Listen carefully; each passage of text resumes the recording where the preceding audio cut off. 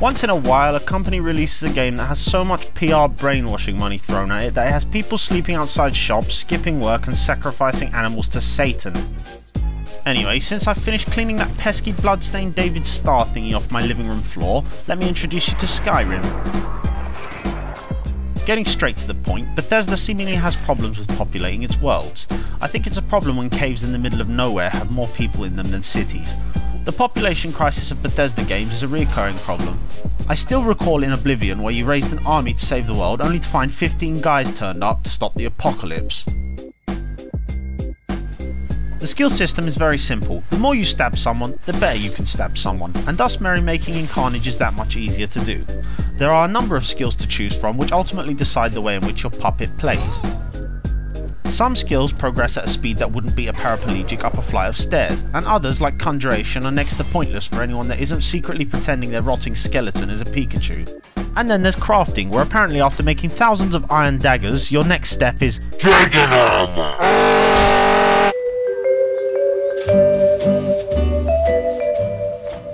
You'll be happy to know that with a full body of bulging muscles and magical powers to boot, your amazing character can sprint for a whopping 10 seconds before wheezing like a lung-shot asthmatic. If you so much as get seen stealing a potato in Skyrim, your deeds will haunt you wherever you go. Every single guard in the land will recognise you from somewhere and occasionally confront you for your evil potato thieving ways. Wait, I know you. If you choose wisely, however, the guard will decide he doesn't give a rat's ass about your petty criminal activity, even though, strangely, his commitment to law enforcement has had him memorising potato thief faces from halfway across the continent. Like its predecessors, the justice system in Skyrim is absurd. The fact that you can pay the fine for butchering a family of 4 and then jollily skip down the road just seems a little strange.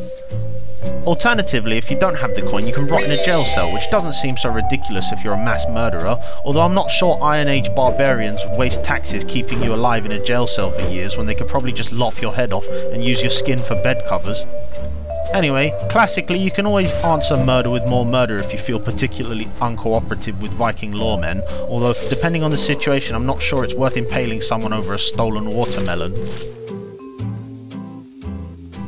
Shopkeepers, or thieving bastards as I like to call them, will rip you off with a smile.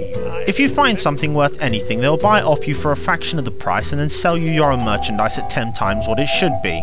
Combine this with their generic door salesman dialogue and it's safe to say shop transactions really only end with you feeling one way. Don't do that! Oblivion was the most notorious perpetrator of copy and paste dungeons in living memory, and I make no overstatement when I say that once you've visited 3 dungeons in Skyrim, you've been to every dungeon in the game. It's different insofar that the damp cave curves right instead of left, but otherwise it's the same. Hell, even the puzzles are the same. By the time you've finished your 20th dolphin, snake, dragon, bird puzzle, you'll find the magical fuck it function very useful. Animations and movements are stiff and ugly. It's like watching a 7-year-old play with an Action Man toy. Also, the way people sort of open doors telepathically and then teleport like an episode of Star Trek is peculiar.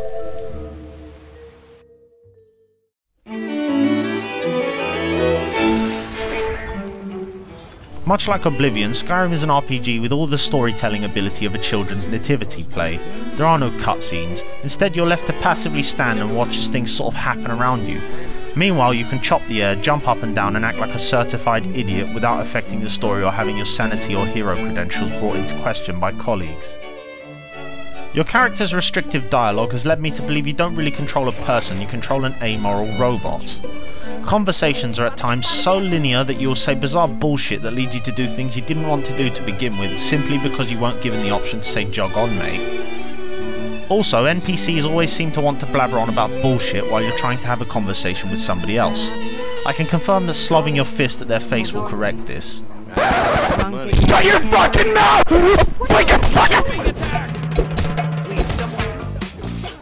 There's a civil war going on in Skyrim, so by all accounts you should have a front row seat to the good old days of rape, pillage and genocide. Unfortunately, the only evidence of war you'll find in Skyrim is a single dedicated quest and occasionally seeing 2 or 3 guys fighting it out in the middle of a forest somewhere. The definition of war means a bloodbath that Satan can take a swim in. Instead, it feels like you went for a casual stroll through the streets of Glasgow. I still can't figure out why Bethesda can't hire more than 5 people to do the voice acting. No doubt, General Tullius and his friends. If you want it dead, I'll make it dead. We sing tales of kings, queens, and their... But High King Torrid supported them. I wouldn't have expected someone like you.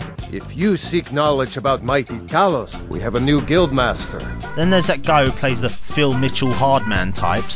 The Empire represents progress.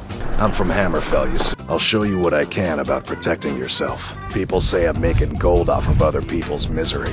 I'm not sure what's worse, Skyrim's clone syndrome or Oblivion's voice-changing beggars. I can eat for the day with a single coin. If you're looking for books, First Edition is the only place. Bethesda supposedly hired over 70 people for the voice acting of Skyrim. Nice!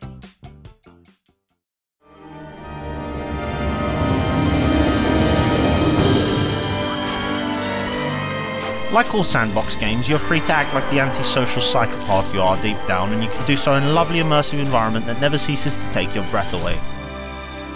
Admiring the multi-pixel grass while gutting a small rabbit has never been better. That's not to say the Skyrim experience is perfect, the game has more bugs than a Support Africa advert. Stop right there, criminal scum! Nobody breaks the law on my watch! I'm confiscating your stolen goods. Now pay your fine, or it's off to jail.